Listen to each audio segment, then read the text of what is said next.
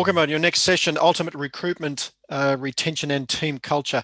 And what Paul Wright program would be complete without Jason Smith? He's been on everything I've ever done. So Jason, mate, thanks for joining again on my programs. Thanks, Righty. Good to be here. I will do the formal introduction for those that haven't come across Jason, but you'll see why he's involved in this program. He's a dynamic business thought leader, serial entrepreneur, healthcare professional in high demand. He's the founder of the Back in Motion Health Group, which, if you haven't heard, is Australia's largest and fastest growing provider of physio and related services. At the time of this recording, 600 plus staff, 100 plus locations, Australia, New Zealand. They're just doing amazing things. And to get there, you don't get there without great hiring principles. His success has been recognised by a number of formal accolades, BRW Fast Franchise for 5 consecutive years. He's been awarded the Ernst & Young Entrepreneur of the Year. He's successfully started, grown and sold numerous other brands as well as Back in Motion, including Active, which is in occupational therapy, Revita in aged care. His passion for leadership evolved and accumulated in his establishing the Iceberg Leadership Institute, a forum through which he provides thought-provoking leadership instruction to thousands of experienced and emerging professionals. And his absolute claims to fame, though, he's one of the featured speakers on the World Physiotherapy Business Success Summit. If you haven't got that one, summit.physio. And he was a real revelation on our Sell Without Selling program with Steve Jensen. So, mate, thanks again for being part of my next program, Jason Smith. Recruitment. Tell me, mate, going back into your history, you've been doing this for a long time. Yeah. Let's just open up with your history, your experience in recruitment. Give us the background. Well, I mean, we say that no matter what industry you're in the tech industry because we're so tech dependent. The other cliche is no matter what industry you're in the people industry because services and workforce and recruitment, this whole topic, it's just so central to being able to build a leveraged, scalable, ethical, noble enterprise. So yeah, we're not only in services because of the sector of healthcare, so we're delivering services to our clientele, our patient cohort, but we're in services because we rely on great workforce as the enablers in this whole adventure. And so leadership and engagement and culture are such critical predictors of success. And recruitment is the beginning of a very long, enduring, torturous journey. Did you get it? Did you get it? Were you good at it early, Jason, or you got better as you got? How were you when you first started?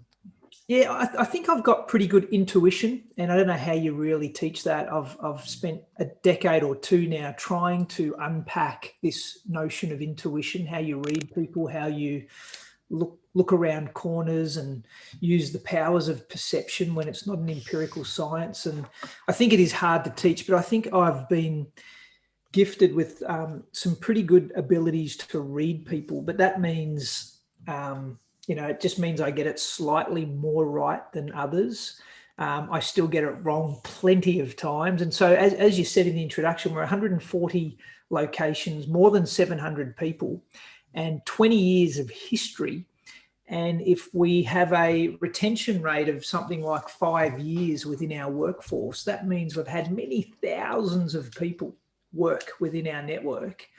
And so we've done a lot of interviewing. We've realized a lot about the science of recruitment that I think is overstated, and we've learned some of the hacks or the cut-throughs that help you really identify the right character and competency attributes. Overrated. So the tech, as in the profiling, all these other things, overrated. Well, I think the interview, for starters, is overrated. If we want to get controversial straight off the bat, I think the interview is an overrated experience. If you are using a formal sit down face-to-face for 30 to 60 minutes as the main and in some cases only selection device to identify the next superstar for your clinical team or support team, I think it's an overrated mechanism and fraught with failure. I have two really big philosophies, Paul, when it comes to recruitment and people. And I don't know if you want me to let loose on both of them now, but they're going to set the scene. You're going to have to now. You've said it. Yeah. But we'll probably spend the rest of the podcast just weaving in and out of them. But the first is that recruiting people and building teams is really just like a train ride. So we are the, as the team leaders, your listeners are the engine drivers, and they've got their train full of carriages of people being patients and workers, and they've got their tracks laid, and they should know their destination and the purpose of what they're trying to achieve. And they invite people onto the train. And every so often there's stations where people can pull the lever and get off the train. But what we don't want is people sitting on the train complaining the direction we're going when the tracks were laid long before they got on board. And I'm very comfortable saying to people, this isn't a lifelong journey. You're not signing in blood. This isn't a marriage commitment. This is a job. We want it to be mutually beneficial. But if at any point you see an intersecting train, pull the cord, get off at the next station, we'll celebrate you, and we hope you have a great next leg of your journey. And I think that's a really important overriding philosophy when we talk about recruitment and team leadership and engagement of our people, because it changes the paradigm that this isn't a forever thing, and we need to celebrate people well when it's time to release them. Do we sometimes think they should stay forever? Like, do we get disappointed as owners? It's our problem. Absolutely. Practice owners, and it's probably unspoken, but in their subconscious, they're looking for forever people. And I'm not. I'm looking for people for just the next leg of the journey. And I think that actually lifts a whole lot of the pressure that so many on both sides of the interview table sometimes feel. The second big philosophy, and I'm not really unpacking them yet, but just laying them out there, is that we shouldn't be out there recruiting for superstars or the gifted minority or, the world-beating history makers. We should be out there just trying to find people with core attributes that are going to be a good culture and competency fit. And then it's a DIY project. This idea that you're going to find someone who's the perfect fit for your business, you'll be looking for the rest of the term of your natural life. So I don't think it is about recruitment as much as it is about how you induct them, how you empower them, how you lead them. And they are the better predictors of success. And so, if you hold those two thoughts, if the listeners are kind of at least conceptually understanding of those two pillars, then everything else I say today about the mechanics kind of falls through those filters. Well, let's go through then into the recruitment process at BIM. So, so if we using this philosophy, the train ride and not getting superstars, how have you guys fine-tuned your recruitment process now? So what's it look like at BIM? Well, I think if you're looking for somebody when you need them, you're already too late. Yep.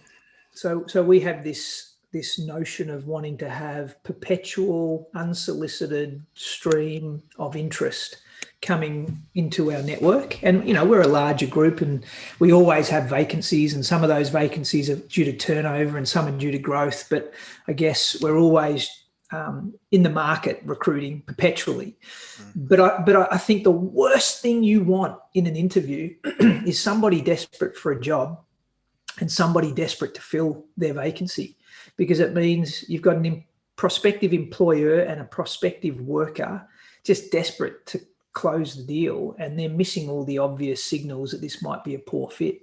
So we like the idea of just being in market, meeting people, talking about potential job prospects, understanding their stories long before we need them.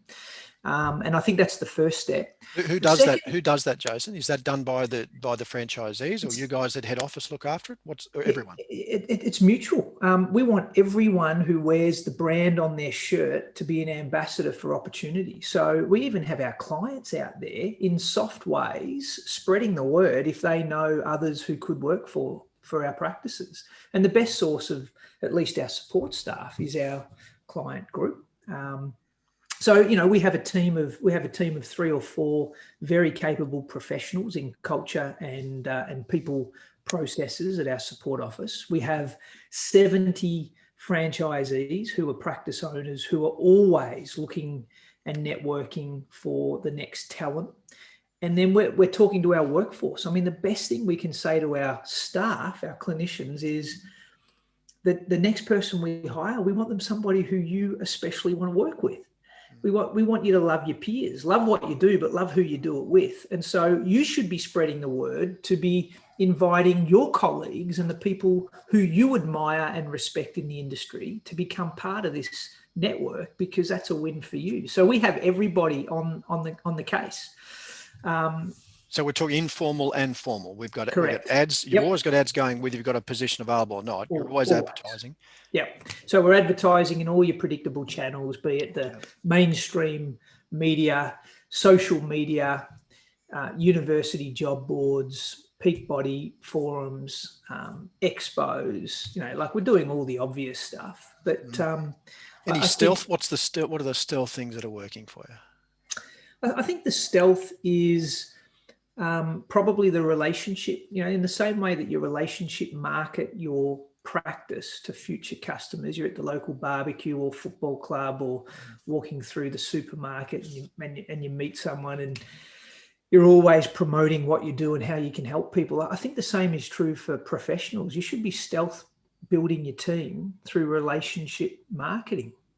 And we all have a lot of networks. We're going to courses, we're going to different events where we run into our colleagues from yesteryear, and medical referrals and all sorts of things. I mean, I'd be just encouraging people that recruitment, or at least looking out for the next best talent that's going to make the composition of your team, should be one of your highest perpetual priorities. It's not meant to be episodic. It's not meant to be a once a year event when you have some turnover. It is meant to be future-proofing the succession of your team in real time, all the time.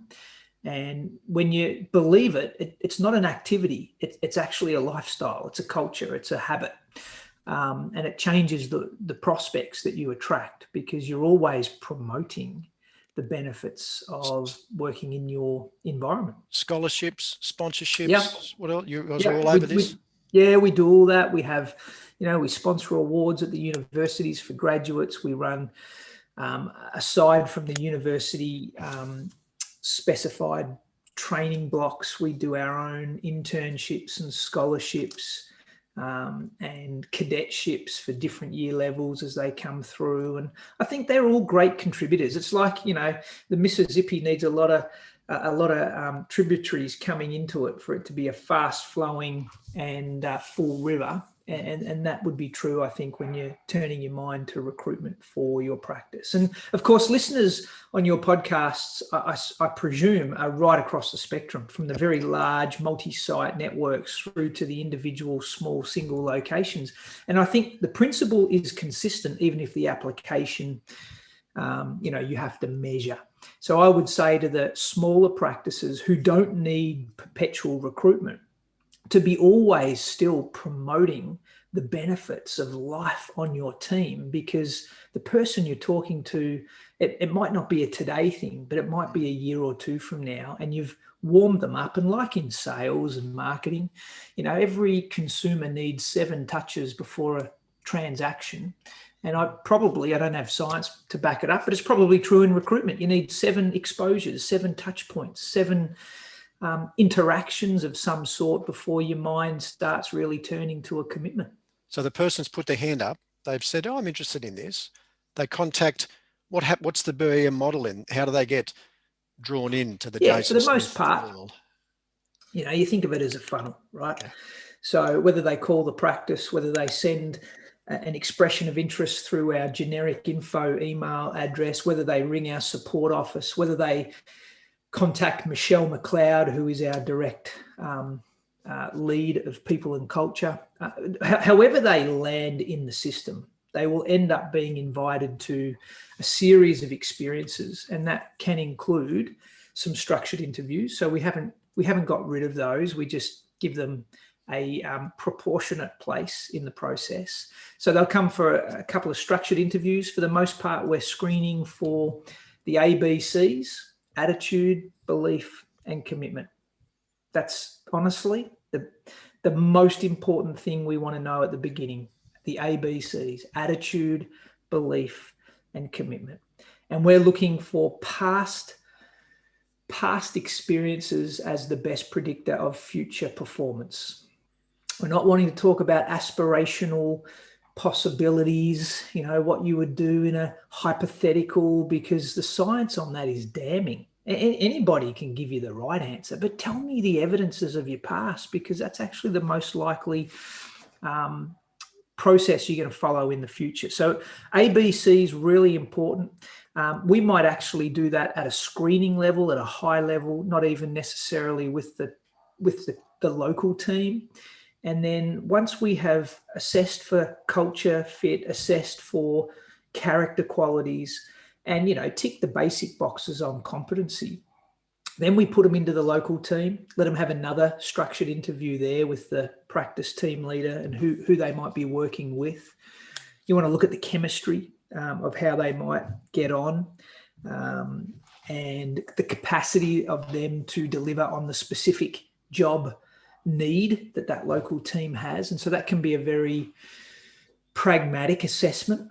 But then, there's lots of other things. The social media review, we used to call it referee checking, but I think it's just talk to the network and find out who knows these people, and informal and informal ways, trying to triangulate, is this person going to be a great fit?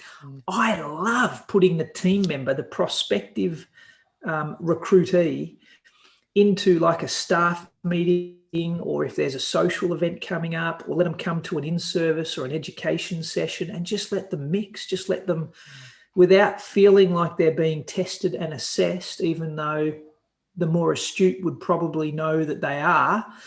You just watch how they engage, watch how they communicate, see if they're an early adopter of some ideas and thinking, or whether they're shy and hesitant and reserved. There's a lot to read in people in those seemingly benign and passive situations. You're getting a great feel. So is there, because there's a tendency now for owners watching this program to think, well, it's okay for Jason Smith. He's got a team. He's got all these people. He's got all this resources. Let's say I'm a smaller practice owner, and I'm relying on the interview, and I'm looking for this attitude, belief, commitment. Are there any, what are the real flags, Jason? If you were sitting there across from this professional, what are the things that are going to straight away rub that person out? What have they said that you've thought, nah? Well, firstly, sure, but firstly, to the smaller practice team owner who thinks it's easy for Jason Smith, just remember a couple of quick things.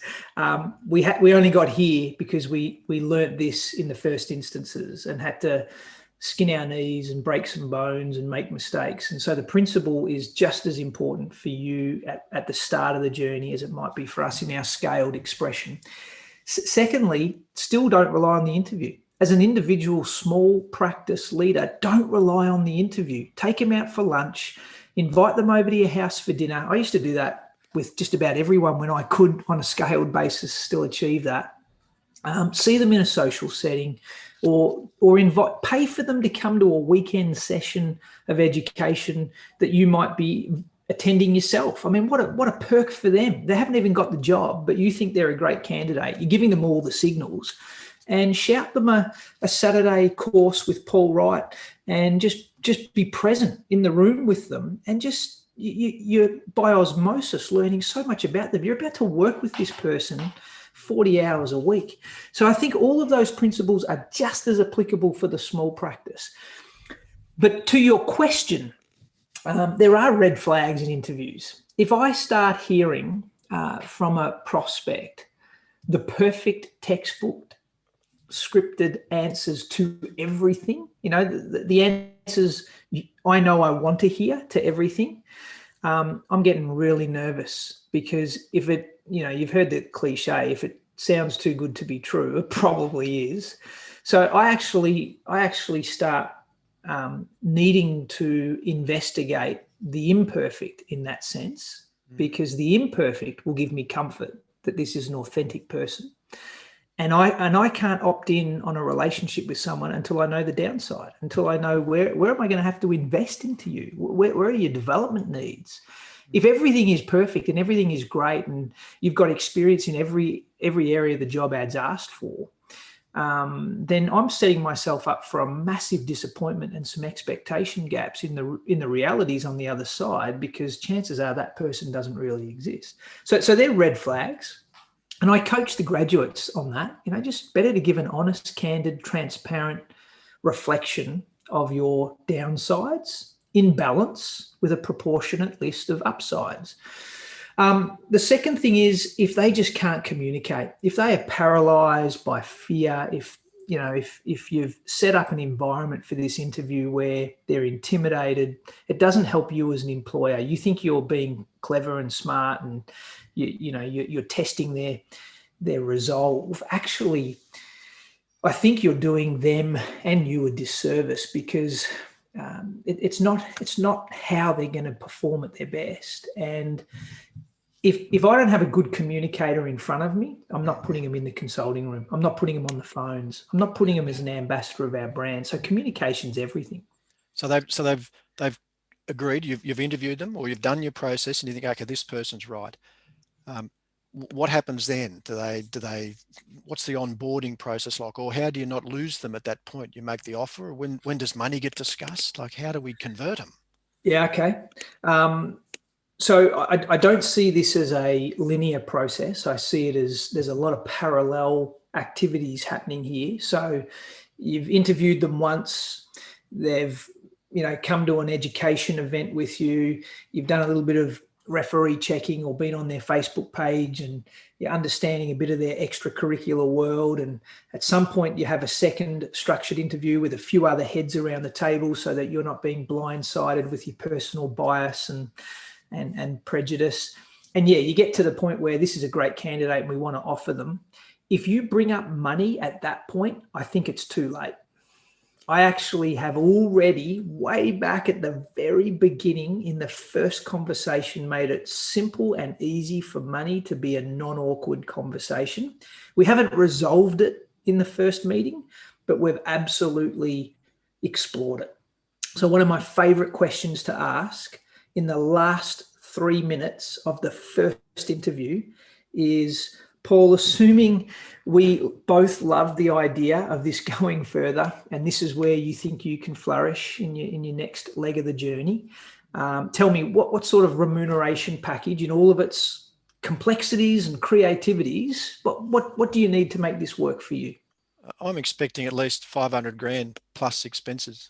Yeah. And so that's a really important discovery for me at that point, because if that's not what we're prepared to pay, I'd rather tell you now and not set any more disappointment up for either of us, right? But for the most part, what people do at that point is they sit there and they're reasonable. They sit there and they think, well, I'm open to being paid a few different ways. And I kind of, I've got a family with 2 kids and a mortgage. And so this is about what I need to make it work. And they give you a range. And I normally say to them, fantastic. I just think it's going to be important if we agree to work together that we land somewhere in that range, because I don't want money to be an issue. And that's about all I say. And if the person is way out, if I'm the 500 grand person, you're just going to curtail, well, listen, Paul, we're not the right fit here. You're going to not necessarily. I'd say to them, Paul, if that's what you think you're worth, I don't think we can afford it. There's lots of other reasons why this could be a great place for you to thrive. But if that's the most, if that's going to be a deal breaker for you, I encourage you to be looking elsewhere, because I don't think we will be offering a package that meets that expectation. Yep. And again, I just leave it. I don't resolve it in that moment. But what I do is, if I invite them into an education event or a social night or a second interview, I say to them, hey, if you've reflected that you can fit more comfortably within our remuneration range, love you to come to a second interview. And then it's kind of we've diffused the bomb, because money shouldn't be as awkward as we make it. And I don't mind negotiating, in a range that big, but there's no use negotiating in a range that big.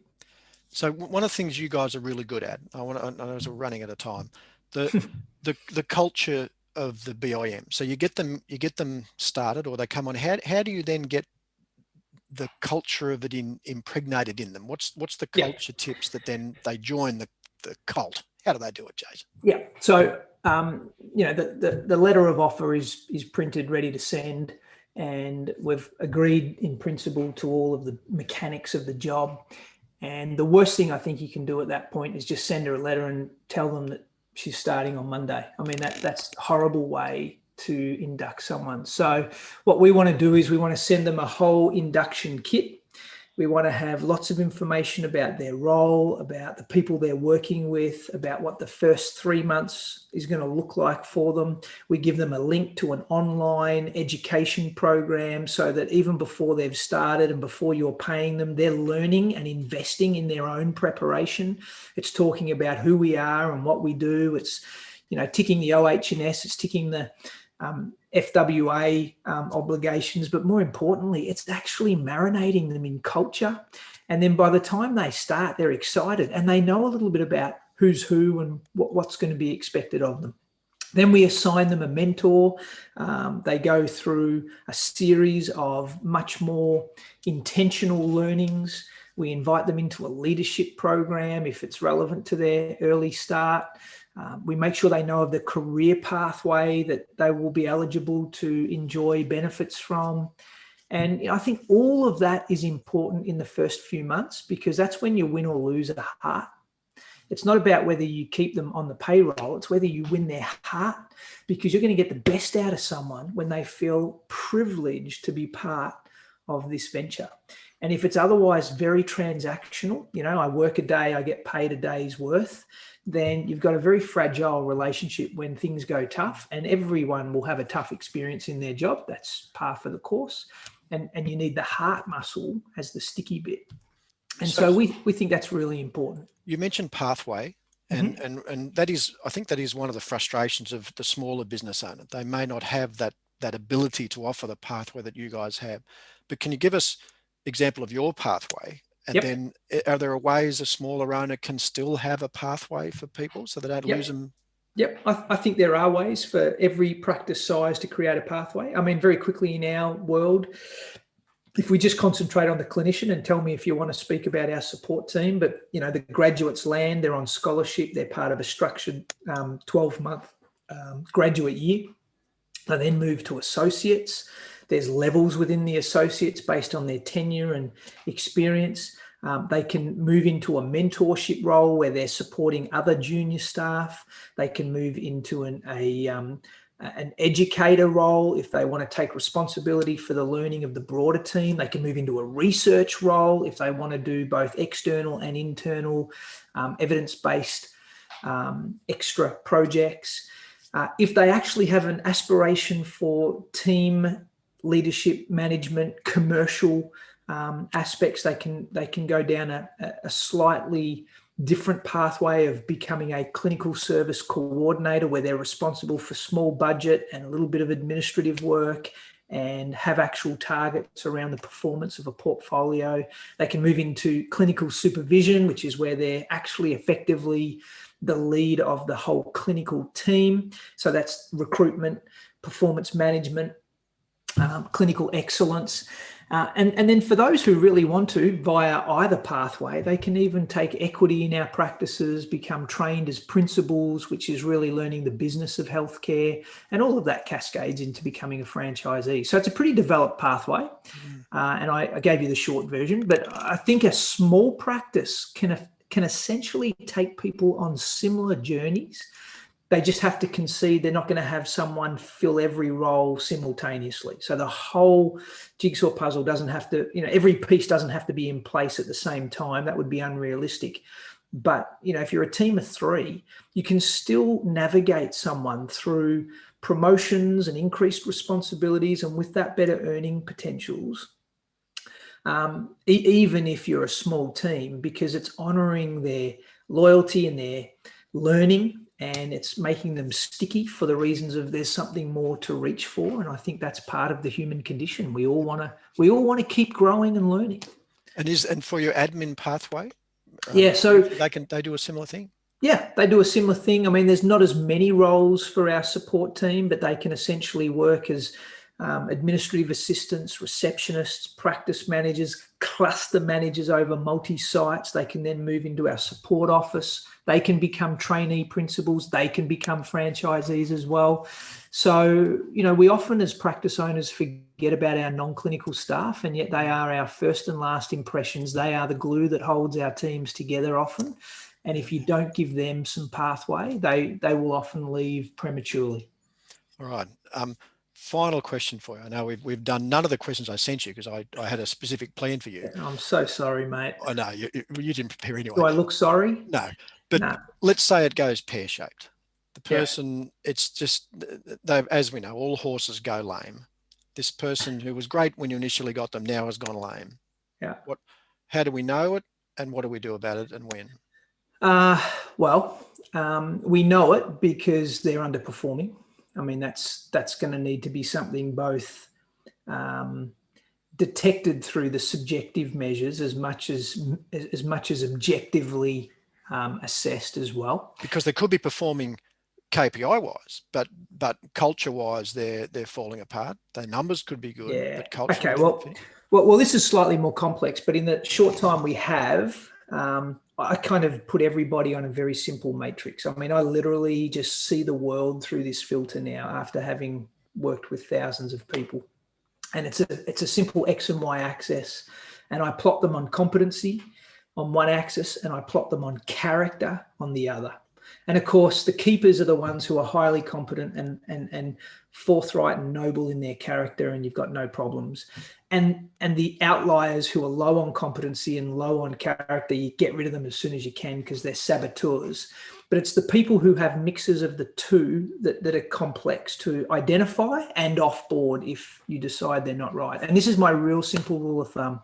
If they are really competent, they're hitting their KPIs, but their ABCs are starting to wane, their attitude, their belief, their commitment, character is a real worry. I give them 3 weeks.